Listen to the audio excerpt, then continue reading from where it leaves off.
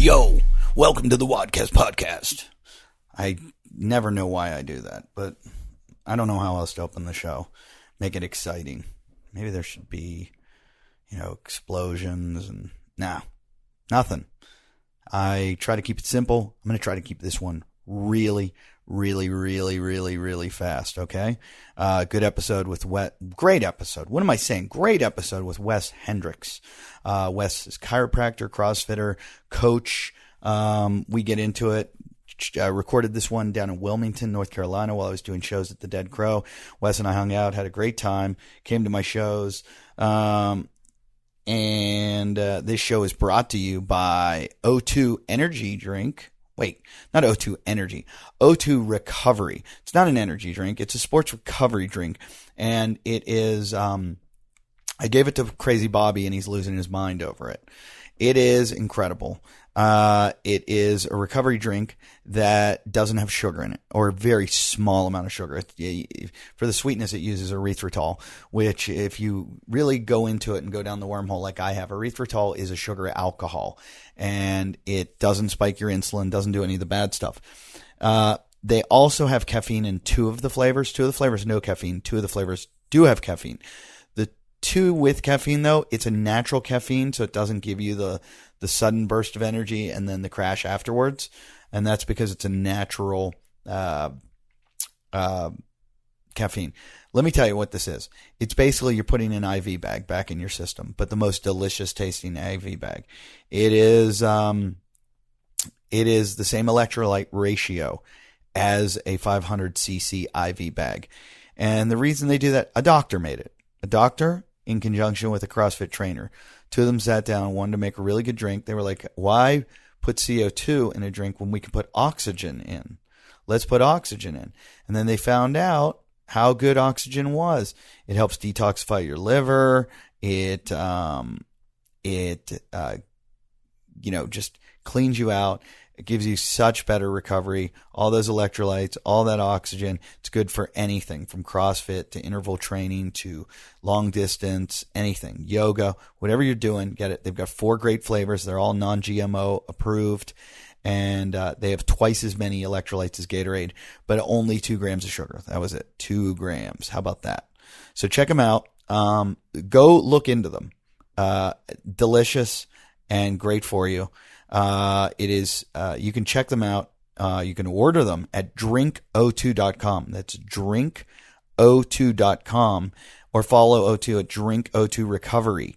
Drinko2 recovery. That's at drinko2 recovery on Instagram. But just go to drinko2.com and use the promo code WADCAST. You're going to get 20% off. How about that? 20% off. Go order some. I'm going to go do it. I love it. Also, in this episode, I'm going to be talking to you about Dirty Bird soap. We're going to be giving away some free Dirty Birds. We give away to 2 winners, just like we give away a My Pucks and a Leopard Claw. Dirty Bird is the energy soap that is disrupting the entire soap industry. Dirty Bird is the only soap you should have. I forgot my Dirty Bird on the road. I've been angry because I forgot it. I've had to use other soap. Be really careful what you put on your body, guys. Your skin is your biggest organ, and Dirty Bird is probably the best thing you can put on you. It's going to give you energy. It exfoliates. It's got all kinds of stuff. It's great, and it's sustainably sourced, all natural ingredients. And I say all natural.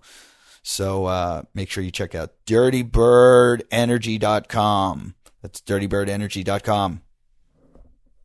So more about the show. I am thinking about making those Wadcast podcast hats. I know a lot of you won't buy them. I'm going to make them really cool. Probably black, flat brim with the Wadcast logo on it because the logo is pretty good, I think. I think it's pretty awesome. So you might want to have a Wadcast hat. That'd be pretty cool. Maybe I'll just do it that you donate in Patreon. Because right now, if you donate to our Patreon, let's say you give $5. How about that? $5. That's all you got to give. And you're going to get yourself a, what do you get? You get a Myopux, which is an electronic muscle stimulator, and you get a Leopard Claw, which is a multi-tool device that you use to kind of scrape out any adhesions. They work in conjunction with each other really well. You use the one to scrape the adhesions, kind of mash that all up, when you hear mashing, that's what you're doing, and scraping. So you're going to scrape up all those adhesions so the blood will flow through. And then when you attach the MyoPucks, which is an electronic muscle stimulator, that will make your muscles contract, sending blood to flow to the area. And that, what it does is it flushes it out, flushes any congestion, speeds up the inflammatory process, and gets you healthier quicker. So check them out. They've been a big supporter of the show. We love MyoPucks. And we got a new winner. We got a new winner this week. Where are you, MyoPucks winner? I can't find you. There was a brand new winner. Let's see. Okay, so basically all you got to do, you go to our Patreon, you give $5 a month, and that's at patreon.com/wadcast, or you can go to wadcastpodcast.com and just click through the Patreon. You do that, and you will, here it is, Jillian Mearns. Jillian Mearns, congratulations. You won yourself a MyoPucks, a leopard claw, and some Dirty Bird energy soap. How cool is that? All for just donating $5 a month and getting a free episode every week. Every week. I've been really good, guys. I got great episodes coming up. I did an interview with it's Wes Hendricks this week. Then next week it is Hunter McIntyre, and we talk all about what happened at the games. And then after that, I have like a 7-time world champion. Hunter's like a 6-time world champion. I have a 7-time world champion named Rebecca Rush, who, if you want to watch her movie Blood Road, she won an Emmy for it. She's an incredible mountain biker, whitewater rafter, rock climber, endurance athlete, eco challenge racer, adventure racer. So that's coming up in a couple weeks, and a whole bunch of great guests booked. Show just keeps getting better and better, and the ratings are getting better. And I love when you guys love it when you go to iTunes and rate, review, and comment. Rate, review, and comment. Subscribe to, rate, review, comment, and subscribe. My dates. What do I got going on? Next week, Hyenas, Fort Worth, Texas. Come see me in Fort Worth. And then the week after that, that's Hyenas. I'll be there the 29th, 30th, 31st. The week after that, 6th, 7th, 8th, I'll be in San Diego with Joe Prano, performing at La Jolla Comedy Store. How about that? I'm talking about coming to Cincinnati. That might not happen. Then I'm coming to Reno. I'm coming to Calgary. I'm coming to Naples, Florida. I'm coming to Alaska, to Anchorage. Not a lot of dates booked. I should put together. I got to stay home. I got to spend time with the kids. But check out all my dates at eddieif.com. Enjoy this episode with Wes Hendricks.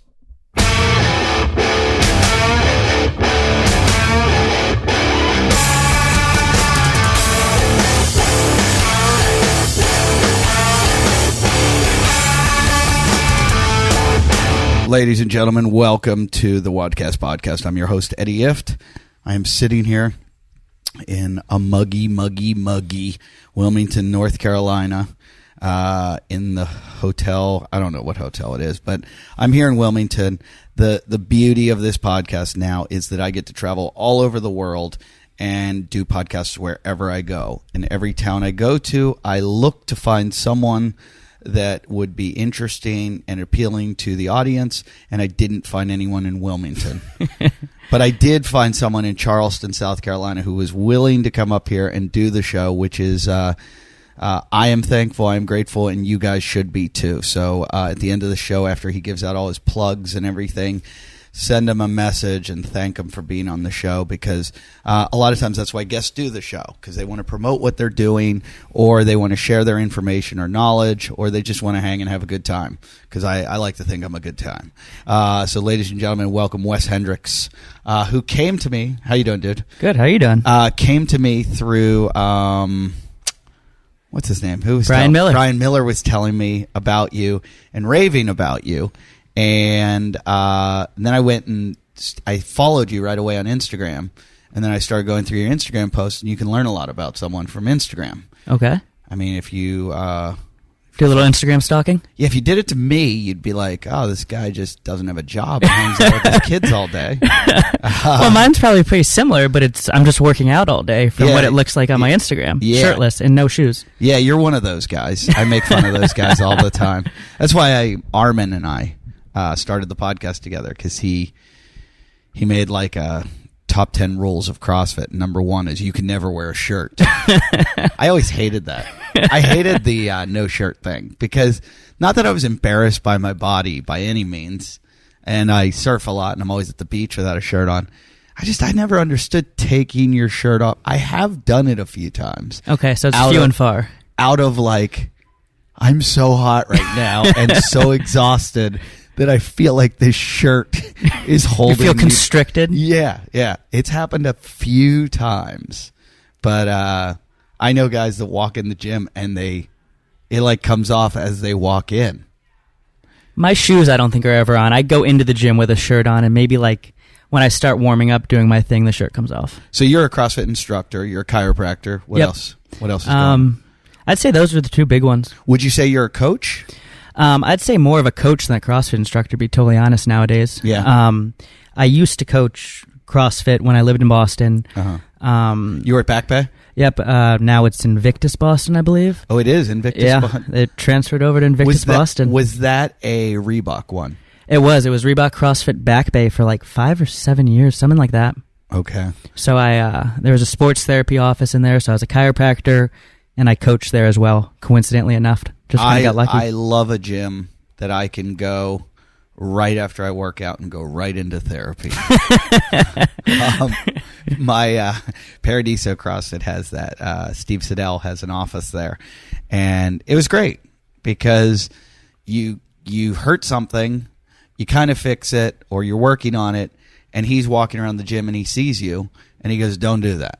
Don't do that. Yeah. And it's great. I mean, it's incredible because they have a knowledge of you. I mean, I'm kind of running on a theme here of I had the Steady MDs on last week, and now that the CrossFit Games are over, we're talking more about CrossFit Health, and this leads into it of you want your doctors to know about you. Yeah, 100%. So when you come in, your doctors are like, oh, yeah, you had this, so maybe that's why you have this, and you can't eat this, so maybe that's why you're getting this, so maybe you should stop this.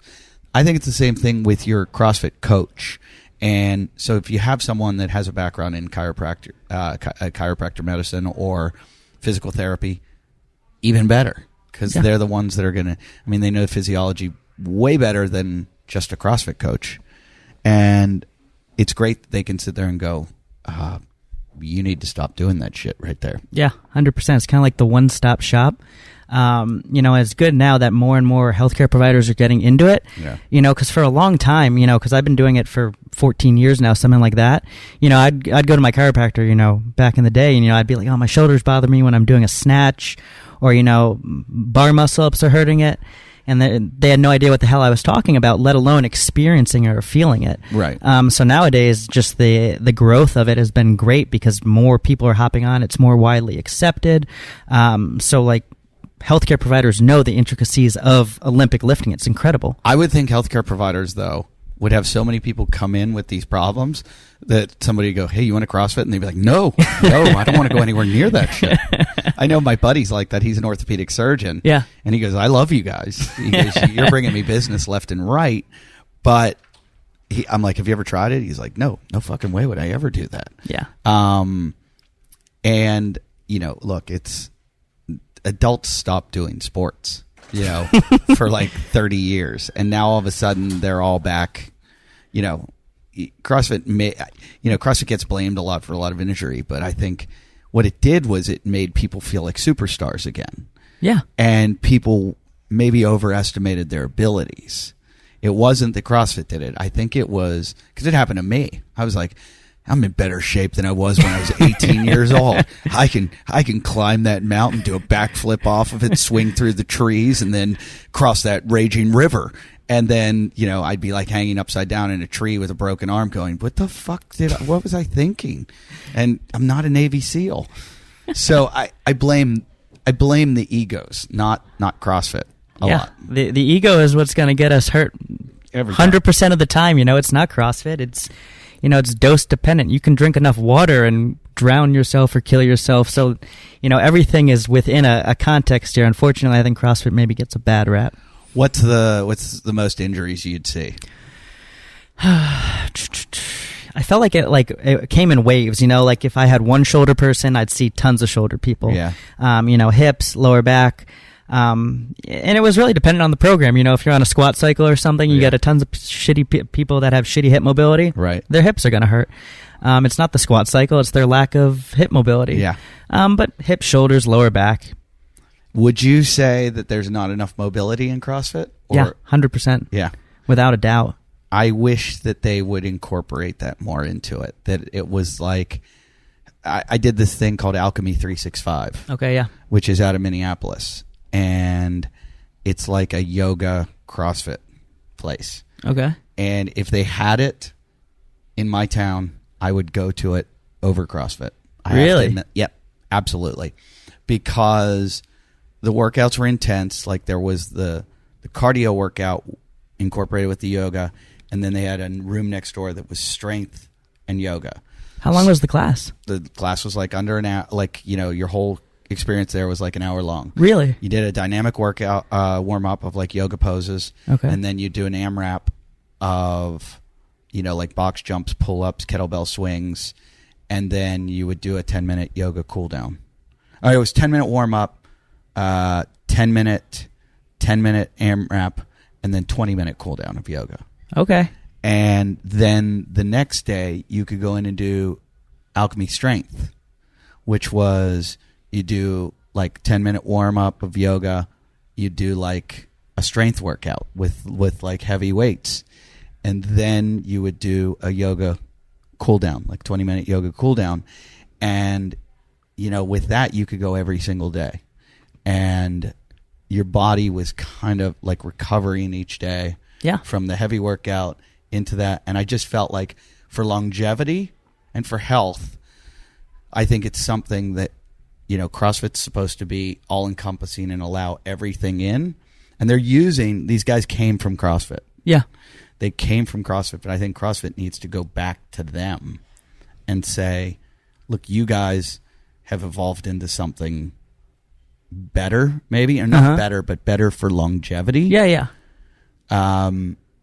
We need to incorporate what you're doing into our programming. Look, I've gone to a lot of different gyms, thousands of gyms, not thousands, but hundreds. And I've gone to some that are just great with mobility and stuff. I've gone to some that the warm up is literally like two things. And I'm like, and they all start the workout and I'm like, no, I'm over here. I got it. And this isn't going to happen. I do not need to get hurt. Yeah. And I get it. If you're 20 years old, it's fine, but not me. Not me. I've injured every part of my body at this point. Whew. Yeah, everything. So yeah, it takes a lot really to make long-lasting mobility changes. So like, thinking you can stretch for a couple minutes in the pre-workout, and then smash something for 5 minutes after a WOD, and it's going to cause any long-lasting change. That's no different than saying, I'm going to back squat, 50% of my 1RM for 5 minutes over here. Like, think about how jacked up you get, to back squat. You get the camera out for Instagram. You've taken the pre-workout. You've got the lifters on, the knee sleeves, the belt. It's a 45-minute endeavor right there, You know what I just realized? I never paid for this. You just stole that? I think I did. You just walked out. They just knew who you were. They put it on my tab. Do you remember me paying for it? No, I don't think. I think you just walked out. I think I just walked out. You did. I can't. I just shoplifted. This is hilarious. Oh my God. I just went down and we met in the lobby of the hotel, and I went to get a water, and I was thinking about other stuff, like where we were going to record, and I just walked out. I got to go pay for that. You implemented me in a crime. That's hilarious. You are complicit. You are the Bill Clinton to my Jeffrey Epstein. Or Donald, whoever's involved, Prince Andrew. However we want to break this down. I can't wait to see how this thing falls out. As this comes out, though, it already will have, because this will be up in like 2 weeks. Why'd you go from Back Bay down to South Carolina? Warm weather. Really? Yeah, absolutely. Well, I don't blame you, but you went to, this isn't warm. This is like living in a steam room. I don't mind it. It's like a warm blanket. It's like a warm hug every time you walk outside. I'm from LA, so ours is like, it's like. After living in Boston for like 5 years in the winters, I had to experience and the cost of living, because it's probably similar to LA or New York. It's just, you're miserable 9-10 months out of the year just to have, those couple months where it's nice. It's awful. Yeah, it's just not worth it. It's awful. It's god awful. Now I live in like a vacation town. Sure. So where'd you go to school for chiropractor? So I went to chiropractic school in Portland, Oregon, University of Western States. Okay. And then started CrossFit where? So I started CrossFit in 2007 in undergrad. Wow. You're an old school one. Yeah, back up in New Hampshire, back in the days where people were still starting it in their garage before, you'd open a massive affiliate. And I started it in some guy's garage that was 90 square feet that evolved into CrossFit New Hampshire.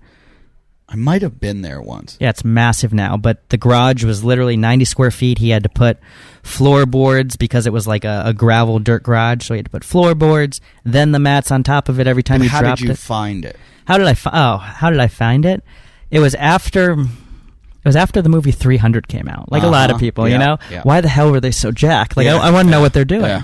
Yeah. So I kind of did some investigating. I came across Jim Jones, and that kind of led me to CrossFit. And then, I found CrossFit, and I was just like, I've been kind of doing this stuff for years, but now somebody's put a name on it, and they've kind of organized and structured a little more. And then you kind of have more of a competitive aspect because you have all these people, on .com posting their scores. Because this was back when like OPT was still posting on .com. Oh, yeah. So you'd look at these people's scores, and Spiel was on there too, and it was awesome. Yeah, that's back before the gym rats, the big bodybuilders got into it. Yeah. That's when I liked it. I liked it when it was the little guys doing it. As soon as the big dudes got involved, I was like, it's over. and I saw that when they started coming to my gym, because there were workouts that all of a sudden big dudes started winning workouts. That I was like, well, there's a running aspect to this, and there's a lifting aspect to it, so it should all even out. But it didn't. Because no matter who you were, it was all about how recovered you are after those heavy lifts. Yeah. And even though the guy doesn't have that kind of engine, he's got more muscular strength. Yeah, so pick up the heavy weight faster. Pick up the heavy weight and faster. And then the runs were insignificant, I always felt. Yeah. And because you ended up, everybody jogs the runs. There's never this sprint. It's like a trot in CrossFit. Yeah. And whenever they called it, they said CrossFit was made up of, it was explained to me that it was made up of lifting, gymnastics, and sprinting. I was like, we've never sprinted once in CrossFit. It's like a fast walk. Yeah, it's a fast walk. It's a get your breath back together for the next time you have to pick that barbell up. So when I started seeing big bodybuilder guys come into the gym and get proficient in it, I mean, it took them a while to pick up all the movements and everything. As soon as they did, they just started blowing past me. I was like, this wasn't what I thought it was. This isn't fun anymore. I was like, I thought I had these guys in something, and now, nope, it's turned into Gold's Gym again, where I'm the guy that's going to get smashed in a locker. I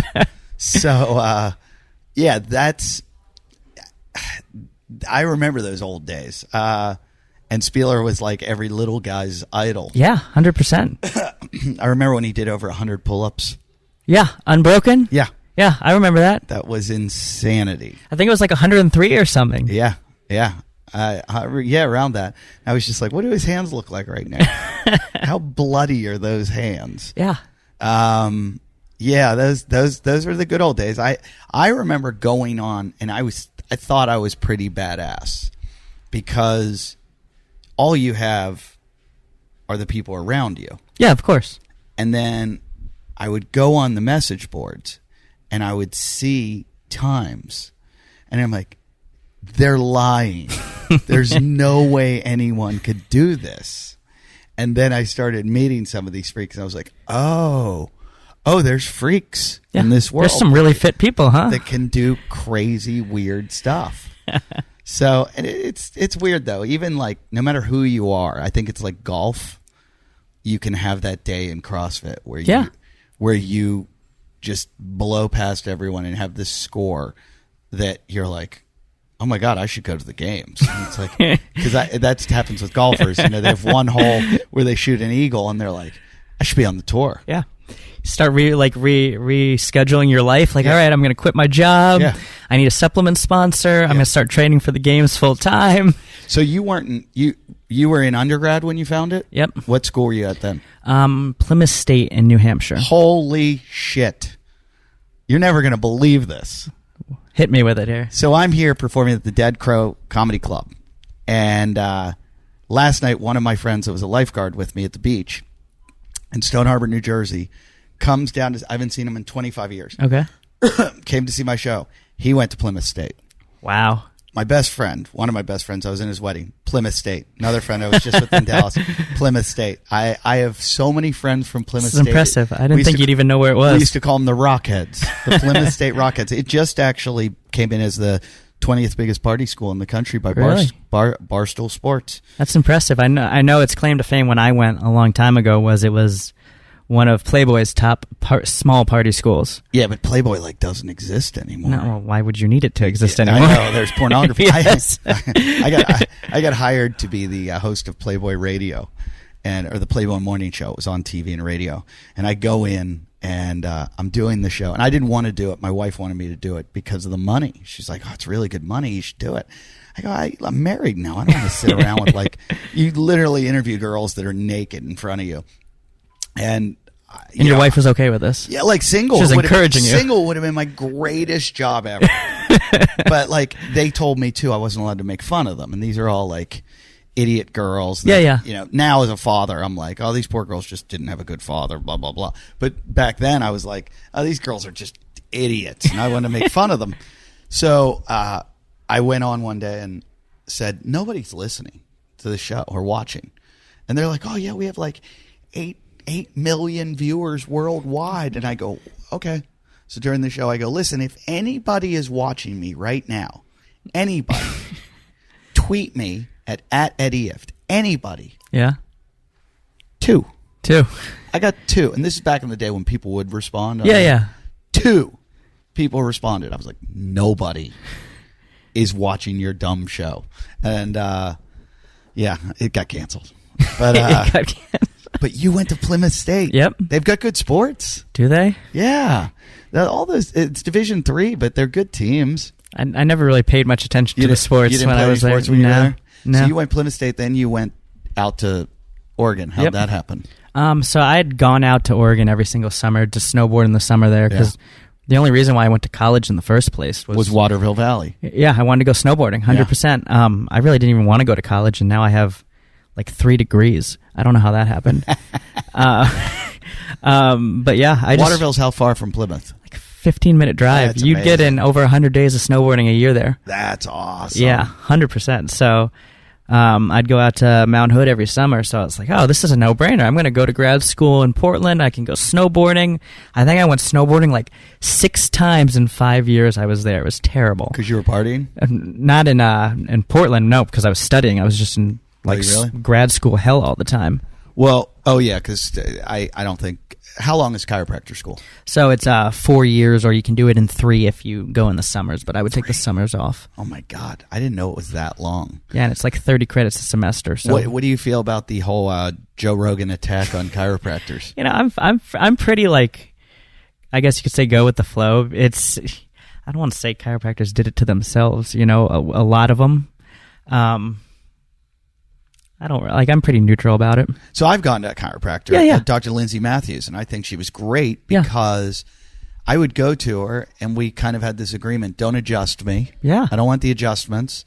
But she knew everything about anatomy and physiology. Yeah, and it was like she was just like a physical therapist or something. And I appreciated that more than a doctor who would just say, "Yeah, you broke your arm. We got to put you in a cast." Yeah.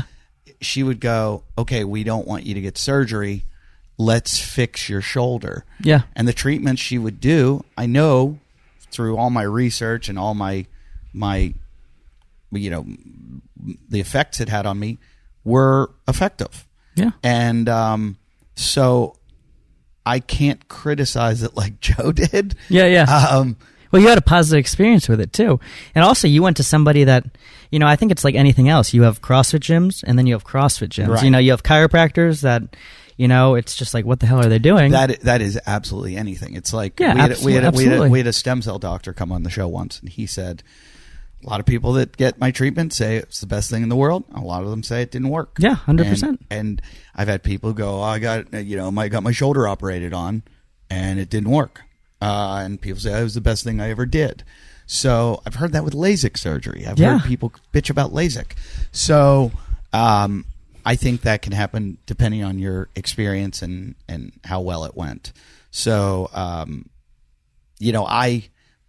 my first line as a person that has had multiple injuries, I've never really had anything that bad, other than I broke my ankle. I always like to first go the natural route. Yeah, 100%. Why not? Yeah, it's like if you have to get surgery down the line, sure, but I wouldn't just jump to the end right there, because once you start cutting into the body, that's irreversible. Let's take some time and let's see if there's an alternative, route method to this before going to that definitive one. Oh, and my friend Crazy Bobby scares the shit out of me all the time because he's so natural. He was telling me that I've got root canals. He's like, oh, you're going to die. You're going to get cancer. That shit in your mouth. Wait till you see. And then I was thinking, wait a minute. I've got titanium in my ankle. What's that going to do to my body? And I was like, oh, they've probably got him. Bill Burr's got a funny joke. Whenever people say something, he's like, where'd you look that up on? IamAlwaysRight.com? Because you can find something to support you online. Yeah. Anywhere. 100%. So, without a doubt, you can discuss something long enough, use a bunch enough fancy sounding words, and you can sound very convincing. But the guy that did invent, how do you say it? Chiropractics. The guy that did invent it, a bit kooky. Yeah. Yeah. Yeah, well, we're also dating ourselves back a couple hundred years at this point in time. Sure, but probably the guys that started medicine, bit kooky. Well, didn't they used to recommend smoking for children as a way to clear their lungs? Yeah. There's a whole bunch of different, we've come a long way in medicine. Yeah. So I get it. The adjustment thing, though. Oh yeah. It's interesting that you declined from it. It scares me a little. That's okay.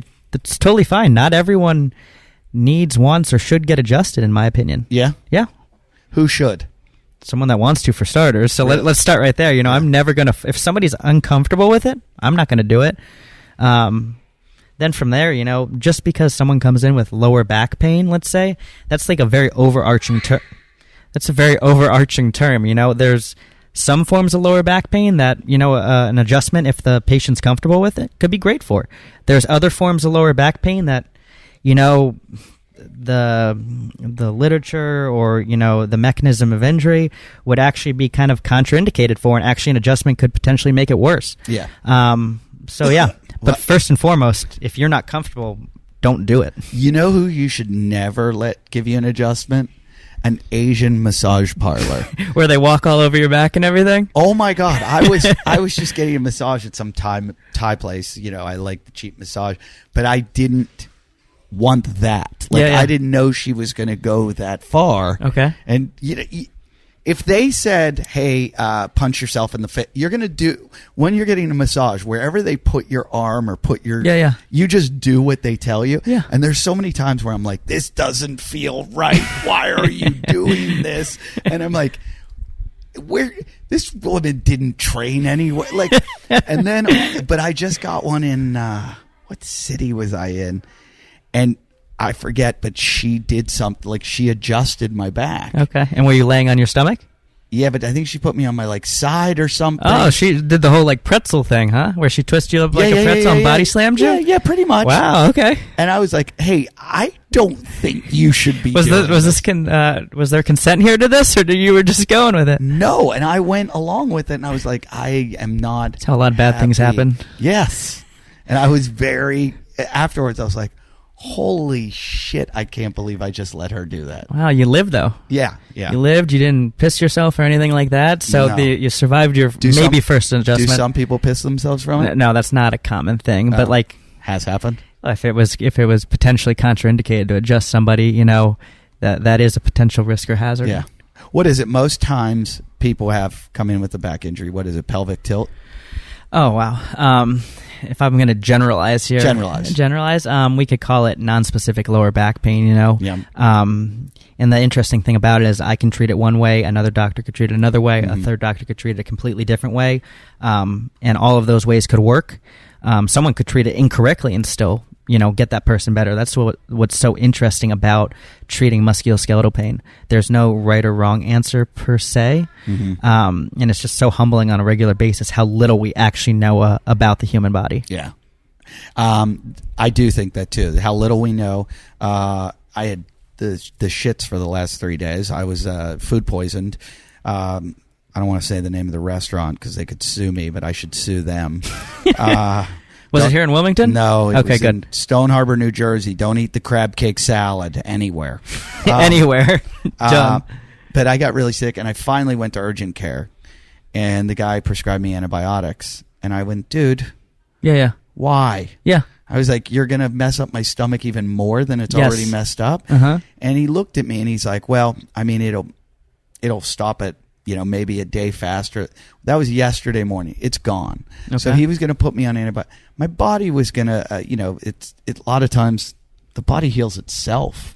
Yeah, the body heals itself, and then at the same time causes just as many issues too if you really overthink and start Googling everything, all your symptoms. Yeah, that's my problem. Yeah. I've got like pre-med disease or whatever Yeah, it's called. 100%. Yeah, where you can create so many problems on your own without having anything actually structurally wrong with you. It's unbelievable. I gave myself gonorrhea once. I swear to God, I was. That was you that gave it to yourself? Yeah, I hooked up with some chick, this was like in college or out of college, and I was convinced. Yeah. I was just convinced that she was slutty. Okay. Which meant I've got it. Yeah. And so I went to the doctor. Doctor said, nope, you're fine. Okay. That's always encouraging. And I went, I don't believe you, Doc. Doctor must be wrong. I haven't. I know this girl. I've heard about her history. And like my friends were like, oh my God. You've got a chart like Game of Thrones in your college dorm. Yep. So I went back to the doctor, and the doctor was like mad that I came back. They're like, you don't believe us? I'm like, no, I don't. And the doctor's like, well, I'm going to have to go deeper. He's like, maybe the infection is deeper. I was like, it still burns when I pee. And the doctor's like, oh my God. He's like, I'm going to have to go deeper. And I was like, what do you mean deeper? And he goes, for anybody that's listening, if you know about the Q-tip test. Yep. It's very invasive. Yeah, they take a Q-tip and they put it about a quarter of an inch, maybe even less than that, an eighth of an inch, inside your urethra. Well, this guy goes to me. First, he doesn't pull out the wooden Q-tip. He pulls out a metal one. They have metal Q-tips? I didn't know that was a thing. Yeah, that's what I didn't either. And I was like, that's a different Q-tip. And he goes like this to me. I think he said because it doesn't, I don't know. He goes, I need you to put your hands on the table. And I was like, why? He goes, in case you faint. In case you... And I was like, I might faint? And he's like, I'm going to go a lot deeper. And I was like, what have I done? What have I done? And I was like, I'm never having sex again. This is the worst thing I've ever done. And I was like, this is, at the time, I grew up religious. And at the time, I was like, this is God doing this to me. God's angry at me. And he started like rubbing me to like, and I go, what are you doing? He goes, I have to get all the fluid out of there. And I go, you're going to put fluid in there if you keep that up. And then he like spread my butt cheeks. I go, what are you doing? And he goes, I have to check for, like people in the hotel lobby are probably listening to this. He's like, I have to check for any kind of venereal diseases they could be there. And I was like, and I'm like, am I being raped right now? Where am I? Is this urgent care? Am I at Michigan State right now? Am I a gymnast at Michigan State? Like, what's happening? But he did put the Q-tip down like at least an inch. Wow, we've gone from an eighth of an inch to an entire inch. Yeah, so and that's a very significant difference. It was like a catheter, and it knocked the wind out of me. And they said I had nothing. I came up clean again, And what it was is I just manifested that in my mind. Yeah. And I think so much is more and more and more. I'm thinking that everybody out there is creating so much illness. How's your nutrition going, guys? Is it as good as mine? I'm on a crazy diet right now, and I need all the nutrition I can get. And that's why I'm using supplements now. I need to because I'm traveling a lot and I'm not getting everything I need. So I kind of reached out to this guy, Robert Clark. Like, they were interested in us. I was interested in them because I've been looking for the best kind of supplements that I can take. I'm a nerd. It's the one thing I really care about is what I put in my body. And so Alpha Wolf Nutrition is the only thing I will do. It's the only supplements I let in my body because they care about putting their customers first. And they want to build relationships that last. They don't want to give you crap. They don't want you taking something and making lots of money off of you and then it not helping you. They want you to love this stuff so that you take it. So you, that basically they do the right thing. You know, they're not crazy capitalists. They're about like really doing the right thing. They're conscientious capitalists. You ever read that book? It's a good book. Guy who wrote Whole Foods. So everybody needs to take a multivitamin. Talk to your doctor. He's going to say, hey, you need a multivitamin. Well, all those guys kind of just put in what they think they should put in. This is clinically proven. The dosages that they put in are what you need, and they're not just token ingredients. They look good at first glance, you know, when you see other stuff, but they don't actually provide enough milligrams to do anything. These other companies just lie, and it's crap. It's just the name's on there, but it's not really in there. These guys basically wanted to get multivitamin with a superfood. So you're like getting what you get in a smoothie. You hear that? So you go out and you get your green juice. Well, no longer need that green juice that costs $14. Just get these. They are micronutrient and phytonutrient dense superfoods that are going to aid your body at a cellular level. Here's some science stuff that's like over my head, but maybe some of you will nerd out on this. Powerful purine alkaloid, amino acid, choline, and catechin. I got to find out about catechin. Formulation to support mental clarity, energy, and focus. This guy really, really, really nerded out on this. And it's great. It's got antioxidants, anti-inflammatory properties. It's going to minimize your recovery time, get rid of those aches and pains. And it's way more than a multivitamin. So you want to get some of this, you're going to go to alphawolfnutrition.com. That's alphawolfnutrition.com. Go on their website. You can look at all of the details about all of the ingredients. They're multi. This is a really important part. It also has a couple of ingredients that are going to help boost your testosterone levels, and that is beetroot and pomegranate. If you know anything about beetroot, that's maybe I shouldn't tell this, but that's Hunter's little secret weapon is the beetroot. He claims it's like using EPO. So they got a lot of different products on there. They have Force X7 testosterone booster. We know all you older guys got to get that testosterone up. And just check them all out. They got a sleep aid, liposomal sleep aid. We all talk about constantly on the show how important your sleep is. If you're having any trouble, try this one, okay?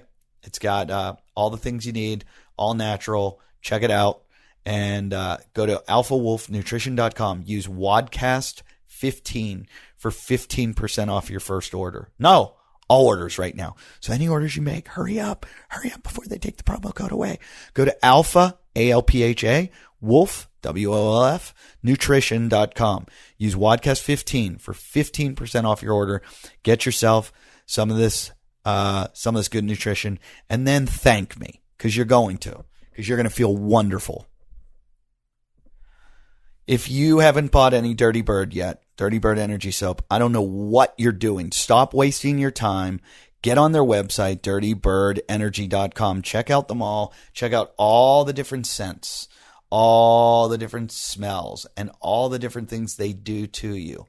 Why not? You're into every other part of your body.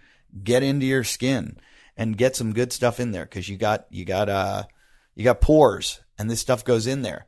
One of these, Dirty Bird Energy Soap, has caffeine in it. How about that? It's like drinking a quarter cup of coffee. They all have exfoliators, or 3 of the 4 have exfoliators. They're great. The one with peppermint and the caffeine is just awesome. It just wakes you up, gets you ready to go. They've got a recovery soap that uses arnica, eucalyptus, and rosemary. And really, really, after a workout, this is what you want to do. You want to soap up, take your shower, use this. You don't need energy at this time. You need energy in the morning, so you use the recovery soap. They got a relaxing soap that features lavender, chamomile, no caffeine, no exfoliating. That's what you do right before you go to bed, okay? You take the relaxing one. How great is this? You have a soap for every time of the day. Now they also have a replenishing soap that you're going to use when you're feeling dry. You know, you've been working out, you maybe in a dry environment, you're up in the mountains or in Arizona or somewhere in California, and you want to moisturize. This has 30% moisturizing, more moisturizing than any other one. So it's a replenish soap. Get on that one. It's unscented. It's got no exfoliant in that one. Every single one of these bars comes in a reusable watertight container that's perfect for traveling to the gym or to a race or on vacation. Wherever you're going, throw it in your bag. Bring it with you. It should be with all your other toiletries. Just bring your soap. It'll get through on a plane, and you're going to save 20% off if you purchase it using our Wadcast code at dirtybirdenergy.com. That's dirtybirdenergy.com. If you've never tried the soap before, you can get started for just $5. How about that? You go $5 and you can get a subscription. So dirtybirdenergy.com, 20% off with the code Wadcast. It's that time again to talk about Tiger Balm. I love using my own Tiger Balm everywhere, all the time. Before I work out, after I work out, there's Tiger Balm. Tiger Balm before, Tiger Balm afterwards. I just heard somebody in Whole Foods talking about recommending Tiger Balm. Well, you're not going to get it at Whole Foods. You're going to get it at CVS or Rite Aid. But Tiger Balm has an active muscle rub that you're going to put on before you work out. It's going to warm you up. It's going to save you all that time. If you're like me, and you hate to warm up because you don't have time, just slap some of this stuff on, massage it in. It's the best way to loosen your muscles before you work out. How about that? And then, I forgot to mention, a lot of people don't like greasy stuff because then it slides off and can get in your way. Not Tiger Balm. So you can go work out, not worry that you're going to have trouble with the bar or anything like that. Still pick stuff up, do pull-ups, never worry, and you're all warmed up and ready to go. Now, what do you do after you work out? It's called Tiger Balm Active Muscle Spray. Oh, well, no, I'm sorry. There's the Tiger Balm Active Muscle Gel, and then they have a spray. So one is a gel that you can, massage into your skin, and one you can spray on for those hard-to-reach places. So it looks like you need all 3 of these. I'm telling you. Go get all 3. You'll be so happy you did. You use the one to warm up before. Use the one afterwards that gives you that really like hot to cold feeling. Like you put it on, it tingles, it's real hot, and then it kind of gets cold. It's really good. That one is amazing. And I'm going to tell you, if you have DOMs, throw that on. If you've done any high volume workouts and you're feeling like you can't walk up steps or anything, and you just got to get your blood flowing, well, you put this on and it kind of offsets the pain, and then you're not going to feel the DOM's pain. So that's the muscle rub. Put that on afterwards. It's incredible. The spray's awesome. And, all you got to do is go to CVS or Rite Aid and pick them up. Tiger Balm Active Muscle Rub. And while you're there, grab some muscle gel and muscle spray too. That's Tiger Balm Active, available at your local CVS or Rite Aid. Like if we were to go in the hotel lobby right now and, take a survey of all the people in there, and you take a history, and maybe none of them said they're having, let's say, disc herniation symptoms. Then we MRI'd everyone. A good percentage of them out there would have disc herniations on the MRI, but would have no symptoms. Interesting. And then the even more mindfuck thing is, can I curse? Yeah. Okay. Yeah. Well, you were just talking about gonorrhea. Yeah. Shoving Q-tips on my dick. The funny thing is, then you take that MRI, you realize, or you tell them, they have a disc herniation, and then they start developing symptoms. Yeah, it's so interesting. 100%. I went when I had an injury once in my thoracic vertebrae. Yeah. And I went and got an MRI, and they told me I had 5 bulging discs. Okay. And I think it was from clean and jerking not well. Yeah. And I was like, oh my God, I'm going to die. And they're like, no, everybody's got them. Yeah, that's what I mean. Like 100% not a big deal. Like you got one here that's, you go, just, relax, lay off of it, and it's going to. Well, because you hear the story of someone's next door neighbor's cousin who had a bulging disc, their arm went numb, they couldn't do it. Like this crazy stories, and you manifest them in your head, and then you identify with being injured. It's a whole cascade of things. And then, do you think there's an not facilitating, but trying to overcorrect it? As a healthcare provider, as the individual that's hurt? Individuals and healthcare providers. Yes, 100% both. As the healthcare provider, a lot of the times, a lot of them want to have this mentality, I'm going to fix you, which really isn't necessarily the case in a lot of these instances.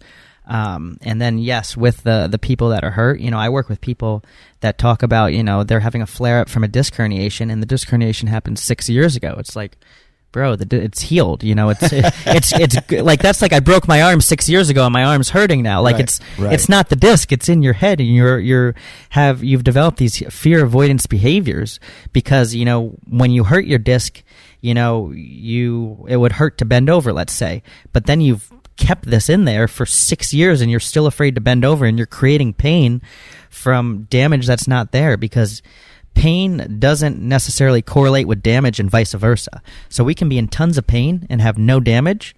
We could also have no pain and be doing lots of damage. Did you ever read John Sarno's book? No. John Sarno, my buddy gave it to me because I would always complain about my injuries, and it's basically about, bottling up all this like pain and letting it out through injuries. And he's like, you're not injured. It's all in your fucking head. Yeah. And but I'm like, well, then I got a lot of shit going on in my head because I got a lot of injuries. Well, you created gonorrhea symptoms in your head, so. But I mean, like, I've almost in my head refused to have knee pain. Like, I'm like, I can't have bad knees. I just don't want them in my lifetime. And I just see too many people with crazy, crazy bad knees. And then I'll go and see ultramarathoners that are like 75 years old running. I'm like, wait a minute. This person's putting hundreds of miles on their knees. And they're not losing cartilage. Yeah. They're not, they don't have torn meniscus. Why are they able to keep going and you're not?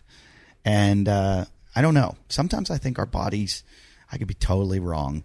Sometimes I think our bodies just like hurt themselves, repair themselves, hurt themselves, repair themselves. I think you may be onto something there. And if you try to take care of it, I just got a couple moles removed, and the doctor, I didn't want to go. Yeah. And my wife's like, you got to go. And I was like, I don't want to go. And the doctor's like, we got to take this off. No, we biopsied it. It's atypical. We need to now go do surgery and take this. And I called even Dr. Drew, my buddy, and Dr. Drew was like, yes, you're lucky to be, you found it early and it's not cancerous, but get it out. And I was like, then I read online, it's like, it's got a 1 in 100 chance of turning into cancer. Yeah. And then if it wasn't atypical, it was like a 1 in 3,000 chance. Okay.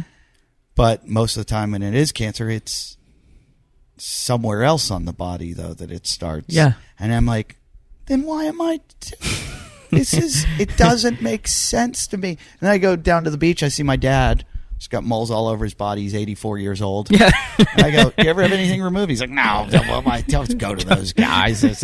And now, look, I have family friends that I've lost that are melanoma. So who knows? Yeah. I sometimes think this is just such a random... Yeah, I don't disagree. We know very little, to be totally honest. Like, I was listening to a podcast yesterday. It was ridiculous. They were talking about, like, all the harmful chemicals in our clothes, on couches that are leaking into, like, chemicals are leaking into our bodies right now from this couch. If this is a flame-retarding couch or whatever, we're screwed. Yeah, I mean, there's a couple things we know. I guess smoking we've come to conclusion that one. That's pretty much, we know that one. You smoke, you're going to die early. There'll be the outliers. There'll be the George Burns of this world. But for the most part, it's going to get you. Yeah, we figured out smoking's not good for you. Smoking will get you. Motorcycles will maybe get you. Yeah. And but everything else, who fucking knows? Yeah, it's like a toss-up. Yeah. I have no idea. I have no idea what's in my water. And once you start going down these wormholes, you can just start. Yes, you can give yourself gonorrhea that's not real. Exactly. I am the king of self-manifested gonorrhea. Yeah, so it's almost like it's almost like the Matrix or something, you know? It's like waking up and you're realizing all these things. You're like, holy shit, how was I not aware of my couch is killing me right now? I talked to someone or listened to a podcast where somebody was talking about some islands in the middle of nowhere where they have no contact with the outside world, and take away infant mortality, because a lot of children die in childbirth. Yeah. If you take that out of the equation, they find that these people without any Western healthcare are living to be the same age as us. Now, you could say that we're helping ourselves and killing ourselves with a lot of the shit that's bringing the number down because of, the amount of sugar or whatever. All the crap that's all in our food. Yeah, cars and But I don't know. That sounds like our bodies really take care of themselves a lot. Yeah, more or less. I think our body knows what's up. Yeah, it somehow has its way. Have you ever heard of cuboid syndrome? Cuboid syndrome? No. I've been running a lot lately, and it's like this bone's out of place, and it's like, oh, you got to go to a physical therapist or like adjust it and put it back into place. Okay, yeah. And I'm like, shouldn't I just stop running for a while? Like take off like maybe a few weeks. And so I think you may be onto something right there, because what you're describing right there is like, outside of a traumatic injury, falling off the pull-up bar, getting hit by a car when you're running. All injuries are just going to be, your load has exceeded your capacity to adapt to it. So if you're running 5 miles a week, maybe back off to 4, see how it feels. Does the cuboid hurt, or that aspect of the foot hurt? Yes, it still hurts. Maybe go to 3. Oh shit, 3 feels good. Let me slowly start building back up my capacity. Yeah. It's not so much a, maybe am I heel striking? Am I toe striking? Am I wearing the right shoes? Do I need to run on a different surface? It's, I'm of the opinion it's just a load thing, and sometimes we've exceeded our capacity to adapt to the stresses we're placing on our body. Do you think that's hard, though, in this sport of CrossFit for people to accept that? Yeah, 100%, because then the type of personality that wants to push themselves and drive themselves in the sport of CrossFit, whether it's, locally, regionally, or whatever, absolutely, they don't want to accept that. Do you blame the games for that a lot? Oh man. I didn't treat patients, back, when I started CrossFit in 2007, I wasn't treating people yet, nor was CrossFit popular then. Right. So like the evolution of it has turned into a sport, and now, like we were talking to earlier, they're trying to rein it back to more of a health thing, which I think is a great thing. Yeah. So I don't know, because everyone's so sport competitive driven. My numbers, my PRs, my benchmarks, I don't want to lose them. That's my identity. Regardless if it's whatever level it's at, like that's my identity. But it is. It's hilarious that's some people's identity. Yeah. Yeah. I snatched 280. That's who I am. Yeah. Yes. I met a guy in Australia, and or not in Australia. I met him in the Maldives, and I was surfing with him. Okay. And he was just this lanky dude, and he was the coolest guy, and he had a tattoo on his chest, a little tattoo that said, "I bench 250." And I go, "Do you?" He goes, "No, not at all." And he was just like, he thought it was funny that he put, "I bench." So that was his identity. Yeah, I bench 250. And but I think there's this, I think steroids have hurt it a lot, that people see people doing these incredible feats and they think it's hard for me. I'll go in and I'll go, well, I used to bench this and I'm seeing these guys do this, so I should be able to do this. Yeah. And then it's frustrating to not be able to do what I did and just push past and push through something where my body's going, don't do that, you might hurt yourself. Mm-hmm. And I'm like, fuck it. Yeah. I did this before, or I saw this guy do this. Yeah. So I should be able to do this. And then that's how injuries happen. Yeah. It's such an incremental sport. Yeah. That's the one thing, if I was a coach, I would teach people that you're going to make incremental gains. Yeah. And so incremental. I remember when I used to come in the gym and everybody would be like screaming. It was like PR night. And I was just like, I'm getting the fuck out of here.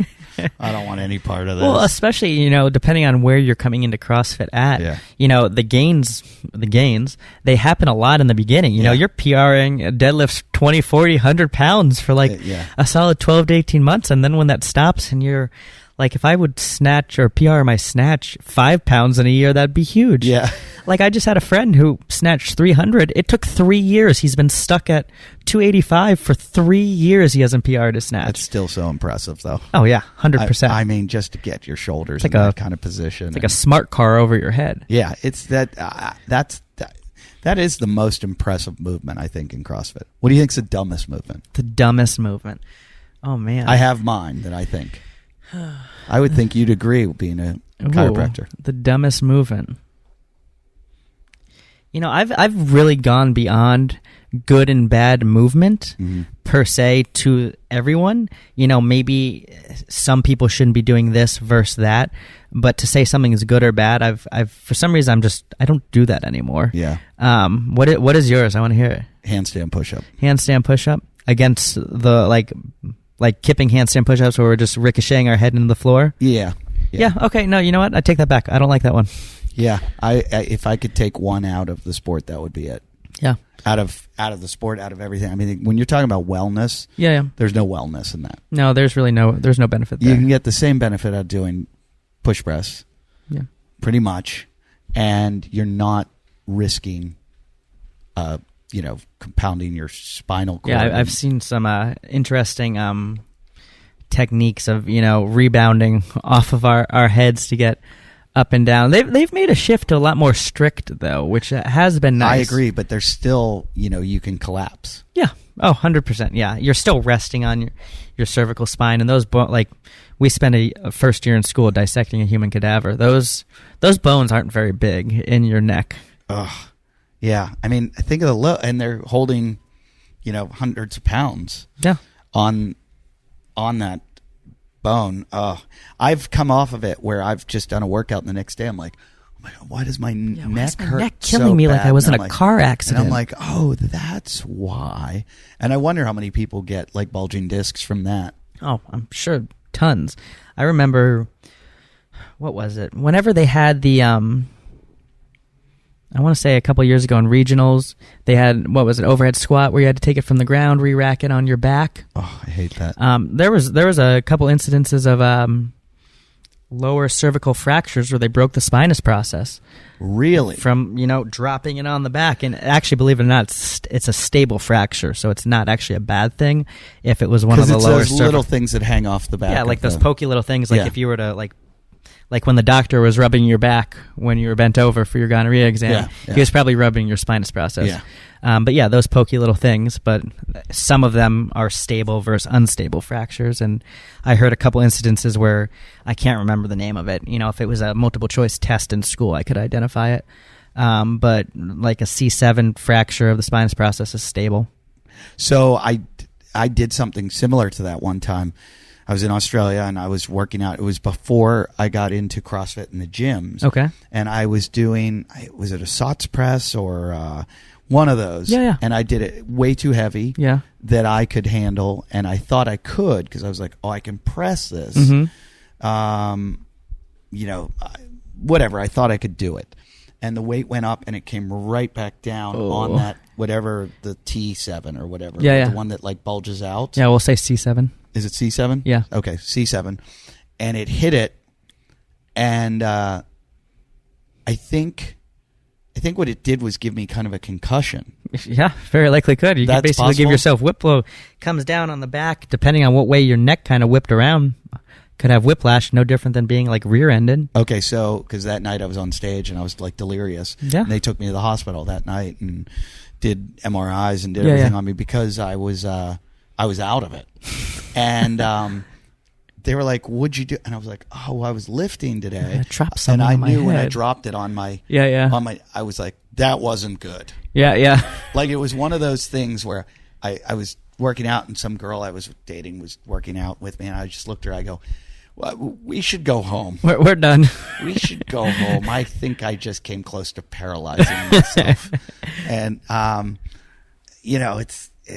it's a crazy, crazy, crazy sport we're in. Yeah. 100%. Yeah. I'm surprised there aren't more injuries. Yeah. I was free. I remember, I like going through chiropractic school, learning about all the things that can go wrong. I was like, why do I even leave my house? Yeah. God, I'm going to live in a bubble. That's what someone at Homeland Security said. They're like, if you ever saw the files that come across our desk, you wouldn't walk outside your house. And so all we see is the stuff they let us see. Yeah. And I don't know, but you look at other sports. I mean, football. Everybody knows about football and the beatings those guys take. But I watch a lot of extreme sports like BMX, surfing, and skate. Those BMX, I was watching a video today. They go up in a jump and they're 20 feet in the air, and then they will throw their bike away from them. Yeah. And then come flying down on dirt. And it's like plummeting to the ground 20 feet in the air. How do they not have every bone broken in their bodies? Maybe it's just a smaller percentage that are doing it, and it's just we're not hearing about it more like anything else. I think the people that are successful in sports are the ones that don't get injured. Yeah, because it's like the law of attrition or whatever. They're still alive. Yeah. Laird Hamilton said that. He goes, I'm the best because I'm still around. He's still around, exactly. Everybody else falls out. He goes, I'm not really the best. He goes, He's just made it this far. Yeah. That's my goal. I want to be CrossFitting and be like, Matt Frazier's quit. Yeah. I'm still here. Quit. I'm still here. I'm 97 years old, and I'm about to do Fran, and all these other guys have dropped out. Because I have noticed in the games, if you look at right now who's still around in the men's. Yeah, there's not a very long shelf life here at this point in time. Not at all. No, it's you would say Ben Smith has really, but had kind of this last game's kind of proved he's on his way out. Yeah, and then he had the surgery, right? What was it? Was it his knee, shoulder? And I don't know how much longer Froning. I mean, he's obviously still killing it in the teams. Yeah, but for the most part, that's it. None of the other guys, if you go back to earlier games like 2012, 2013, none of those guys are around. No. So with the girls, there's a few that are still doing it. Maybe a little longer shelf life for the females versus the males. They're starting to move their way out too. We're seeing a window. Yeah, it's a very short window too. Very, very, very short. But still, people are going at it, like it's the end of the world, and they want to do it. Yeah. I mean, I know football's dying in America. Numbers are just going down at schools all over the place. Some schools can't field teams anymore. Really? Yeah. My buddy's a football coach. He'll be at the show tonight. Okay. And he was my high school quarterback, and he lives down here now and coaches. And he said it's a whole different world now because parents are like, they're just afraid to put their kids in, just risk of injury, concussions. So I still understand people doing CrossFit. When I see people do CrossFit competitively, I'm like, you're a maniac. Yeah. I support you. I'm going to go watch you. Mm-hmm. I think it's great, but you're fucking crazy. Like there's like 1% of 1% of 1% that should really be competing. Yeah. Like I was telling you, my friend that snatched 300. Yes, he should be competing. He's gone to some of the. He did the Granite Games. He did the London qualifier. Like he's making it to these events. Like, yeah, maybe you should be pursuing it. But if people go and check out your Instagram, which is what? Dr. Wes Hendricks. Dr. Wes Hendricks. All your movement is like super, super, super efficient. It's like perfect. And thank you. Appreciate that. You do it the way it's supposed to be done. Yeah. And you couldn't, no offense, but you couldn't come close to competing in these events. Absolutely not. No. But yet, I'd rather, and I'm not taking anything away from Matt Fraser. He's got incredible efficiency and incredible movement. Oh. But a lot of those guys don't. A lot of those guys are muscling through stuff. I mean, they're all pretty proficient. Yeah. And it's hard to get there without being efficient. Mm-hmm. But I would rather be able to do it like you. Yeah. Than do it like them. I mean, I would rather have it completely perfect movement than risking risking my life out there. Yeah, well, and then it's like, what cost are maybe for Matt Frazier it's worth it, Yeah. But for the but he's the only one that it's worth it. But he's not even risking anything because he moves so freaking well. Like every rep is the same from the first one to the last one for Frazier, for Froning. No, Olsen, it was the same thing. Yeah, same thing right there. Another one that I was always a big fan of because he's been doing it for a while too. James Hobart. Yeah. You work with James in? Was he in Boston? He was at One Nation in Boston. Okay. But like I just remember because back in the day when CrossFit wasn't that competitive, I was doing regionals, and he was doing regionals too, the Northeast regionals, and I just remember how well he moved and just standing out in my head like, this is the only guy here that moves really, really well, and he's in Vans sneakers right now. That always just stayed in the back of my mind. It kind of was a sport for the good student. Kind of, more or less, yeah. It was like if you're... But I was not a good student. Yeah, but if you're you're good enough to go get a grad degree. And what I'm saying is like bad students, sometimes the jock was a bad student. Yeah. But in CrossFit, you couldn't be a bad student. You had to listen. You had to learn all and do what they told you. Yeah, do 100%. it over and over and over. You can't wing it. You can't be a wild card. You've got to really... Hunter kind of learned that this games. But did you work with Ben Bergeron at all? No, he's outside of Boston, like CrossFit significant. New England's outside? That's like significantly outside of Boston. Like, you could say that's in Boston, but that's like saying, I live in New York, but I'm really 40 minutes outside in the suburbs. Right. He wasn't. I was in downtown Boston. So, are you coaching CrossFit now? No, I'm not coaching CrossFit now, but I work out in a CrossFit gym. My clinic where I treat patients is in a CrossFit gym, Rap City CrossFit in Charleston, downtown. Uh-huh. But I mean, like, you were just like, I want somewhere warm, or you had something to bring you to... So I wanted somewhere warm, and then my girlfriend, she went to Wake Forest. She wanted to move back somewhere in the South. There's only so many They town. always do that to you. The girls will always 100%. I made my wife promise. I was like, I will marry you if you promise I don't have to move back to North Carolina, where I am right now. But there's only so many cities you want to move to in the South when you're under 30. Yeah. And Charleston was one of them. It's a great city. Yeah, it's awesome. It's like a vacation town, like I was saying. We'd vacation there, visited a couple times, and I'm very like I don't really think things through. Like, you put an idea in my head, I'm going to go with it. Yeah. And we were living in separate apartments, and my lease ended before hers. I was like, I'm done. I'm moving. You can come with me. If not, I'll see you down there when your lease ends at the end of the summer. And she went? Yeah, she came early. That's cool. Yeah. And we've been there for 2 years now. Oh, that's awesome. Yeah. And so how did you get involved with Brian? Brian and I have He's known... a piece of work. He's great. I love him. I don't have a lot of friends, and he's one of the few people that I'd still consider a really good friend. Yeah, he's a good dude. So I've known Brian since... I met him when I lived in Portland. Okay. Oh, yeah, he's from Oregon. He's from Oregon, yeah. So we're dating back to like 2011, 2010. And both of us followed James Fitzgerald's original OPT blog. It was a blog spot, and it was like it was one of the first competition blogs. Which, blogs. by the way, is someone to still follow. 100%, without a doubt. He's still so far ahead of the curve. So far ahead. It's amazing. Even back then, I was just like, this is like, I'm doing training. I'm not going in doing 5x5 deadlift and then leaving, or doing a Metcon. Yeah. And then I'm done. Like, and talking about like energy systems, lifting at percentage, structural balance issues. Like, he really kind of paved the way for everything I've done since, more or less. Yeah. I hate to shit on CrossFit, but I'd rather follow him than anything CrossFit. He's incredible. Has. Yeah. But we both follow this blog. And only like 10 or 15 people followed it. Marcus Philly was on there. I met Marcus Philly, the best built man in CrossFit. Yes, he was on that blog, and he was about 40 pounds lighter than he is now. Or his pecs weren't as big then. But, and then Brian... His pecs have their own area code. But Brian and I just started training together coincidentally because we were both on there. Uh-huh.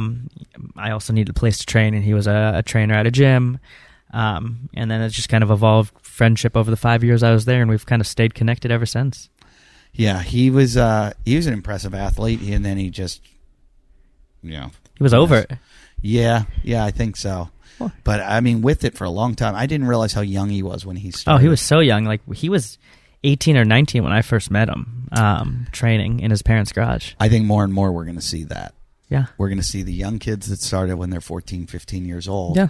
And by the time they're 20, they're the studs. Yeah, 100%. And then they're going to phase themselves out by the time they're 24, 25. Yeah, especially if they don't do it correctly. Yeah. You know, if the more people that can, you know, be following a method or something like James's early on are going to, you know, do the right progressions and maybe save themselves to 27 or 28 opposed to what you're saying, phase them out at 23, 24. Yeah, Hinshaw was saying that. That's his fear, that these kids aren't, the young kids are doing it but not doing it correctly. Yeah, 100%, because they're seeing what everyone else is doing. Right, and they have the ability to kind of, like, I love watching these videos on Instagram of, like, high school kids, like, you know, they'll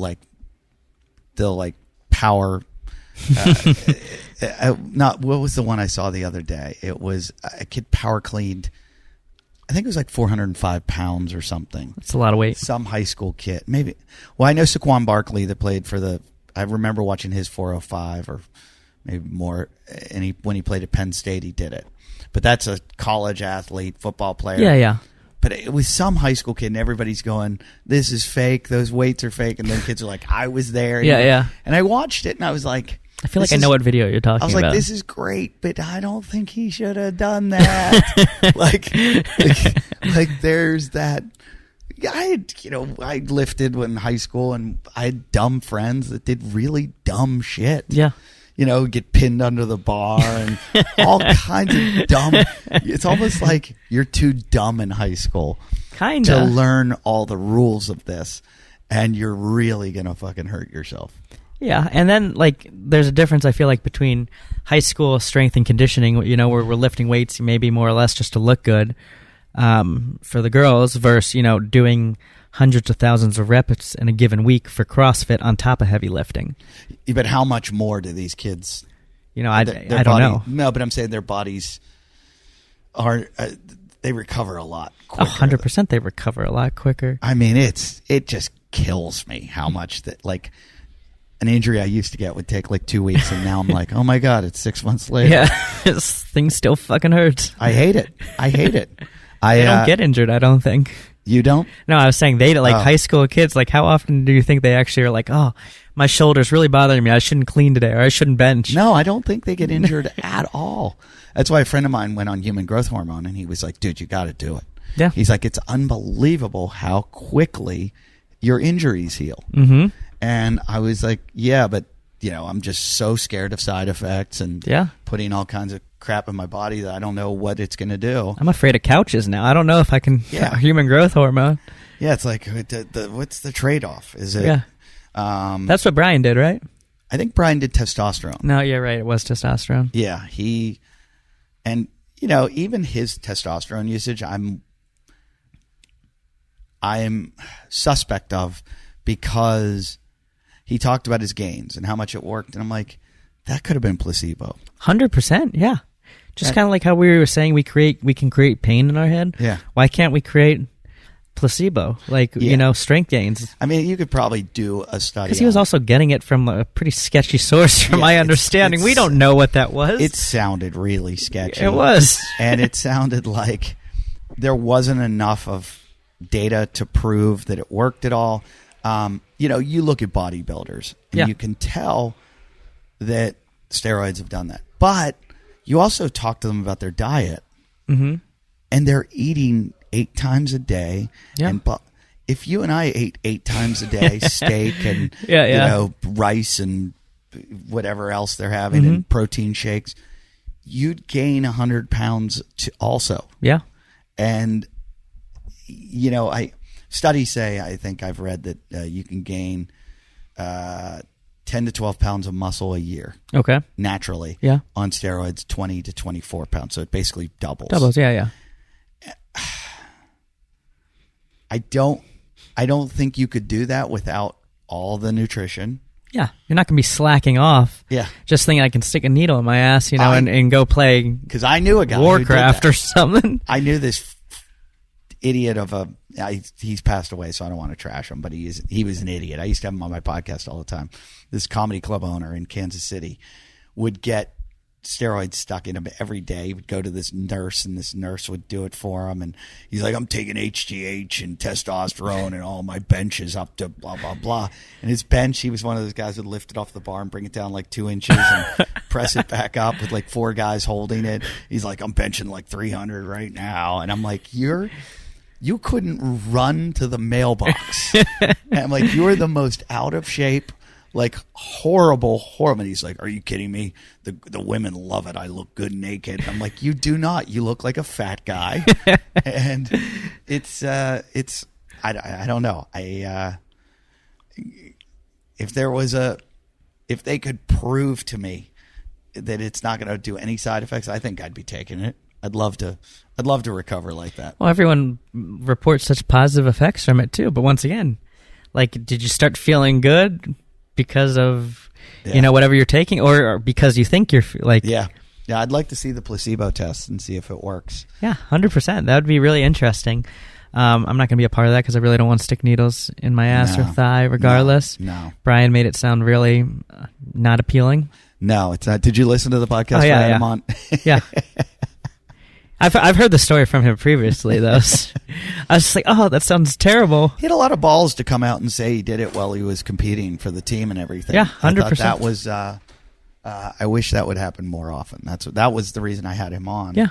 Because, I don't know when it washes out now, like from this last games, if they test it, but I find it hard to believe that they had 140 men and 130 some women. Yeah. And no one tested positive. Or they've all finally figured out, don't be an idiot and get caught. Yeah. I don't know enough to really speak to it, but from talking to other people, I think it's not that hard to get away with it. Cheat the system, more or less. Yeah. Unfortunately, it seems like the easiest thing. So, yeah. But so you're down in South Carolina, and what do you do with him now? Because he was saying he kind of follows you and goes with your programming. So I do probably actually like the evolution of what I do. I probably do way more remote programming and working with people virtually than I do even treating patients nowadays. Just like kind of, it's just happened. It's been a natural evolution that I didn't try to force or anything, based upon just like starting to post the way I train on Instagram and more people reaching out to me, especially kind of like people that were very competitive in CrossFit, regional athletes, games athletes. Like, for example, I program for Asia Barto, as one example. People that they're like, all right, this CrossFit thing is over. What's the next step where I don't want to feel like I'm just like doing yoga and focusing on my health? Like, I enjoy these people, like it's their personality. They enjoy pushing themselves, doing stuff. But how do I push myself in a healthy way, where I can still maintain strength, I can focus on range of motion, but still be doing, I guess we could say, cool shit, at the end of the day. Right. And Asia talks about it all the time. Like, we have him doing freestanding handstand push-ups now. He's 6'7". He's that big. He's that tall. It's incredible. I didn't know he was that big. He's a very tall human being. But yeah, because it's just like, how many more times can he snatch 300? Or, snatch 315. Like, what is that going to do to his elbows? Yeah. Well, I have I've watched my father-in-law go through that progression because, don't worry, the cops are here. I watched my father-in-law go through that Stole progression. The water bottle. Being a former NFL. I know they're going to get me. We caught you on camera. My father-in-law was a former NFL football player, and he likes to still work out, but as you get older, you lose certain things. Yeah. And all his injuries. And I'll be with him in my gym at home, and I'll go, hey, you should try this, or you should do this. And I know he wants to do, and it's the same with me. Like, I do still want to do heavy lifting. Yeah. But I don't want to get hurt. Yeah. I want to do it as much as I can, as heavy as I can, but I don't want to get hurt. Yeah, you don't want to get hurt. That's the thing. And I will stop myself at a CrossFit gym and I will go, do not do that. Do not do that. And it's hard to do. And I don't think the gyms have created that enough of an environment of that. It's almost like you're a high school kid and you're like, I don't want to drink. Yeah. To say, I'm going to scale it. Yeah. Well, it's also tough to as a coach too, I think, if you have someone that's really adamant on not wanting to scale or try to push it, it's like they are paying a member. At what point do you draw the line, And I used to have that problem all the time, working in Boston, people that are very like type A, they did not want to listen to the coach first. Right. These are very important people. Well, I found, this was an idea I had years ago, that people go in and they see it's RX at this, I have to do it. Yeah, well, when they almost don't want to, but their ego says I have to because everyone else is doing it, where it's almost the coach's obligation to know his customers and walk around the room and go, you're doing 180? Yeah. You're doing 135. You're doing 95. I love that idea. You're doing 135. Like, it's just assigned to you. Yeah. And it's like, sorry, dude. That's the rule. That's what, I'm your coach. You're in my place. Mm-hmm. This is what you're doing because I can't deal with you afterwards. Like, but I don't want to watch you do 30 shitty reps here for the next 10 minutes. I want you back here tomorrow. So you're doing 135 today. And they go, no, coach. And it's like, I'm your coach. Yeah. Your football coach goes, you're not in on this play. Yeah. You don't not run it. Yeah. Pitcher, you're out of the game. Yeah. Because I don't want your arm worn out. Yeah. So you're out.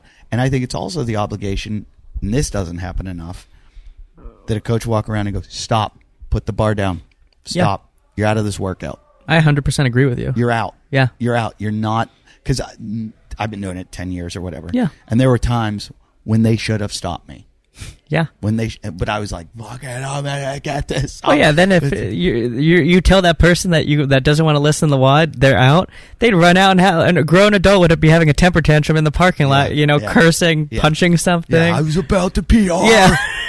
Yeah. And also slip a disc. Yeah. What is the difference between a slip disc and a bulging disc? I don't really have any idea, to be totally honest. It's just like. Is it the same thing?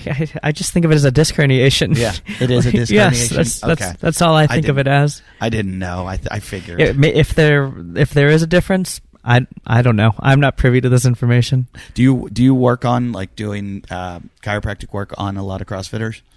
I'd say a fair amount because of the practices in the practices in the CrossFit gym. But outsiders come in. Oh yeah, 100% outsiders come in all the time. Okay. And do they come in and look at it and go, hey, I might want to do this? So it's a little different where I'm at now because I will treat people during open gym hours and my table's just on the floor in the gym. So they're not really seeing classes going on. Whereas when I was at Back Bay, they would have to come down the steps, if you've ever been there, go through the gym to get to the therapy office. So they could be coming at any time of the day, and Back Bay has hundreds upon hundreds of members, so they're running classes 5 in the morning to 10 at night. So a class is always going on. So it was more of the case there as opposed to now. Who owns Back Bay? So Josh Plosker is the main owner that I'm aware of at this point in time. Was Reebok I think they were just part of it? No, I think it was just like they were paying, to my knowledge, I think they were just like paying to use the Reebok name. I think that's all over. Is that over and done with? Well, they said 2020 is the last year of the title sponsor of the games. Then is it going to be the Rogue Games? It could be. I mean, that's what everybody's alluding to. Yeah. But I talked to someone at Reebok, and I didn't sense their commitment to it. Yeah. And knowing that they're out of the contract, but I think they'll always try to be involved in fitness. Yeah. Just as Nike's involved in fitness, but Nike's not like Metcons are not a CrossFit shoe.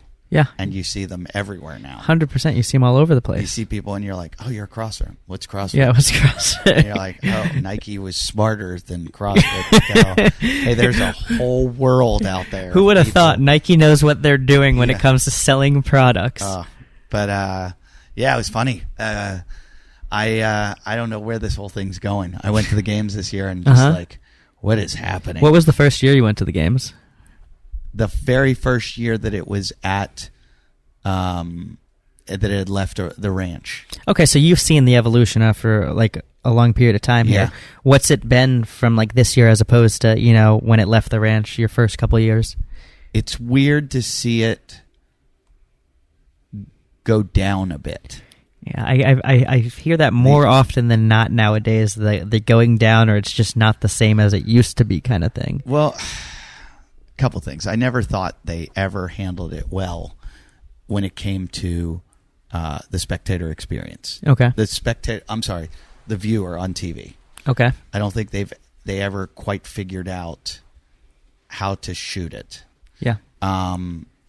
Prime example was Hunter this year in the. They didn't. When they're on a rower, you don't know who's where, who's in what position. Mm-hmm. When he got off the rower and he did the push presses, they're focusing on the leader. Yeah. So you don't know where he is, or anyone is, or how far they're through it. There's no rep count. Yeah. Then, as he went on to the handstand walk, same thing, same situation. So everybody was giving him a lot of shit. Yeah, yeah. He's a good friend of mine. I have him on the show all the time. Yeah. Everybody was shitting on him, saying, hey, he fucked up. He proved those guys were so much better. What they didn't realize is his inexperience kept him out. He didn't pace himself through those two things. Okay. And that was a really light kettlebell press. It was 35 pounds, I think. Okay. In each. Was that? Yeah. Whew. Yeah. Okay. 66 presses. Yeah, yeah. It was 35. Yeah. So the whole idea was to blow them out. Yeah, yeah. So that when you go into the handstand walk, your shoulders are just... Yeah, you can't handstand walk. Exactly. Just collapse. So what you had to do was pace yourself through the kettlebell swings. Yeah. Or presses. And from what I heard from his coach told him to. Yeah. And to pace. And then they're like, Hunter McIntyre's flying through it. Yeah. And I went, good, like maybe he's superhuman. Yeah, yeah. But then Nope. he got to the handstand walk and he went like 4 times. It just kept failing. Failing right at the end. And so you're done. Yeah. You fail once, you're pretty much Yeah, done. handstand push-ups, handstand walks. When they go, they're gone and they're not coming back. It's kind of like rope climbs too. And so I'm not going to blame Castro and say that he strategically programmed that, which everyone was afraid he was going to do. Yeah, People yeah. said, he's going to program it to screw up Hunter. But that was an event that you had to be an experienced CrossFitter to know how to game it. Yeah. And if they had put event number 2 was the rucksack, Hunter would have won it. Mm-hmm. He would have smoked them all. And then all of a sudden he's going into the next event in 30th place or something. Yep. So, he wasn't experienced enough to do that and to go there. And so, look, the guy who's the best CrossFitter in the world won.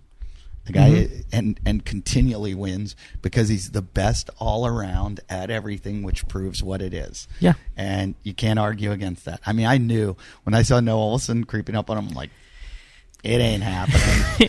It ain't happening. I go, yeah, but you want it to, so you can have something else, so there's some unpredictability to it, to keep it exciting. No, you know what? Hinshaw told us the day before that CrossFit is it's an endurance event. Yeah. And he said the guy that's going to win in the end is the guy that has the best endurance. Mm-hmm. And he's like, Fraser's got incredible endurance. Yeah. And he's like, all these other, and everybody thinks it's like strength, stamina, speed, blah, blah, blah. Yeah, He's yeah. like, it's endurance. Mm-hmm. And he's able to compete on Sunday as well as he did just recover on Thursday. Yeah. And, because he was able to recover. Yeah, you just need a bunch of incidents where his weight falls out of his bag for him to lose. Yeah, that was pretty sad. That was pretty sad. I felt bad for him, but where he got himself is that he looked. Yeah, but I feel like he just looked and you're just so fatigued, you're not thinking, you're just like, what the fuck was that noise? And then you just keep running. If it had just fallen out. Yeah, and he just kept running. I would have been like, you cannot penalize him. Yeah. You cannot penalize him. But that little look he gave. Like, what was that? Nobody saw that. Yeah, no, I'm going to keep going. But again, it's hard to say. Like, what, am I supposed to pick that up and stuff it back in? And that is hard. Yeah. But he's it was staged just to create a little more drama in the moment. Jeez, they need more of that. I think it's still boring to watch. Or they just don't. I wasn't there. I was there up until Thursday, and so it's fun to be there. Did you ever go to the Aromas ones? No, I wish I did. That's a big regret of mine. I know. Those are the only ones I kind of wish that I really. Yeah, 100%. I wish they would take them. Just like some Broken Skull Ranch type place And that's where it all goes on. Not this, like, I don't want to see rogue sets. I don't want, people get mad. If I saw one more, when are the heavy barbells coming in? When are the heavy barbells? I'm like, give them the strangest, give them a washing machine and make them run it. Some odd object that they need to adapt to on the fly. So let's take, for example, let's say we give them the weirdest object. Yeah. And they have to run it a mile with it. Yeah. Aren't we at the end going to find out who the fittest is? Yeah. It's turning into the Hunger Games. That's all. It's just an evolution of the Hunger Games. Right. So I don't see why. I like the washing machine personally. Yeah. Why there have to be all this rogue stuff and they do all the stuff that they practice all the time. You train, and then it should all be unknowable and unknowing. Yeah. Well, I feel like in the past, they've done, they always try to do something. Like the one that's standing out to me is that wheelbarrow event, in the stadium where they had to throw the bags over it years ago. That one was kind of cool or interesting just because it was like, who the hell has used a wheelbarrow, and then you actually have to use some like thinking behind it. Like, how am I going to load it? How am I going to get them up the wall? What's the best approach? Yeah. And you're in the middle of it. You weren't able to game it. Yeah. And you're going, shit, I just need to use power now, and I need to endure through this, and and that's why guys like Tommy Hackenbrook were so good, because natural athletes, just crazy weird fitness, but he wasn't like these guys that go in the gym and perfect that motion over and over. Fraser's an incredible athlete. Like I've seen videos of him like double backflipping off of a ski jump. Really? Oh, 100%. I've seen him doing a. Go ahead. No, I've seen him doing double backflip off of a ski jump. Are you serious? Yes, I don't know where I've seen this before. I gotta Google this. Like it was some documentary that like he was at like Stowe, Killington somewhere, and they were doing like a big air jump contest, and then he just entered it and won it with a double backflip, and he'd never done it in his life. If anyone has seen that, please. I can't be making this up. Send that to me. Oh, I believe you. I just need to see it. But just like like how many other games athletes can barely ski, let alone right. But I've heard the same about Froning, that he's an amazing athlete. Oh yeah, 100%. Like any sport you give him. So if you've seen the Matt Fraser backflip skiing, please send it to me. I have to see it. So send it to me at wadcastpodcast@yahoo.com. I usually go a little longer on the podcast, but we're going to have to cut it short because I told these guys that I would do another podcast. That's all I've been doing, podcast after podcast. People need to stop having podcasts. No, you're supposed to, that's what everyone does nowadays. They start a podcast. Do you have one? No. Come on, you have to. No. Brian and I had a podcast for a while, but like I just used it as an excuse to like communicate with Brian while he was living in Switzerland. Yeah. And he organized it. He was like, I really want to have you on. Like, you make it legitimate since you're like a doctor. And I was like, sure, if you want to do a podcast, just Skype me in. And we had like Marcus Filion, Asia Barto, Mike Lee. We had some like legitimate people, and I don't know what we did with it. I don't know if they're even out there, the episodes. There are so many podcasts now that I think there's going to be a point where nobody listens to podcasts because everybody's making one. Yeah. Like, people are like, I'd love to listen, but I have to make my podcast right now. I got to make my own podcast. We are living in the most narcissistic times ever. So they can find you again, Dr. Wes Hendricks. Yep. How do you spell Hendricks? Hendricks? Yeah. And it's at Dr. Wes Hendricks on Instagram. On Instagram. And when I tell you, like, you'll just learn from watching his videos. That's why I was so glad to have you on the show. I talk too much on the show. We're going to hang out now. You're coming to my show. Yeah, absolutely. We're going to hang out. I'll probably ask you 7,000 questions and be like, why didn't we put that on the show? Why didn't we put that? Oh, we should have told that story. The gonorrhea story was epic. I'm going to remember that story. I'm never going to forget that story. No kidding. So, and where's the CrossFit where your practice is out of? Rhapsody CrossFit in downtown Charleston. Okay, Rhapsody, and I will be checking that out when I. Oh, you need to. It's amazing. Next time I go back to Charleston. Got cold brew on tap. I like that tap. We have AC too. You have cold brew on tap. Yep, and air conditioning. No, not a lot of. Yeah, I was going to say not many gyms. No, we're bougie over there. That's pretty cool. That's very cool. So what time did I say? Yeah. So if you want to check out anything to do with it, check out his Instagram, and you can always find us we got a Facebook group at Wadcast Podcast is our Instagram. And do us a favor, go to iTunes, rate, review, and comment. I usually read some. I didn't today because we're in a bit of a hurry. Got to get to my show tonight. If you do that though, I will read some next week, and I appreciate all the nice compliments you guys have been giving. And I even appreciate the rude ones, even though you're a dick. And check out all my dates. If you want to see me live performing, you can't see me tonight in Wilmington, but you can see me. Who knows? When this comes out, I'll probably be in Sun Valley, Idaho. Oh, tickets. There's only 20 seats left. I know for that show. Sun Valley, get your tickets. 20 tickets left.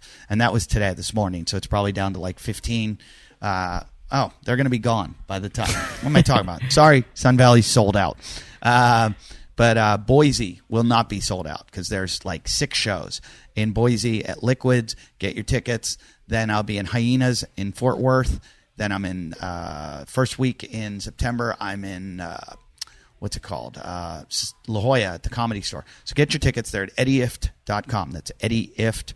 All kinds of dates coming up: Calgary, Reno, Cincinnati, everywhere I go. Get your tickets, eddyift.com. I love meeting you guys. I like going to work out with you guys, and I appreciate all the support. Thanks.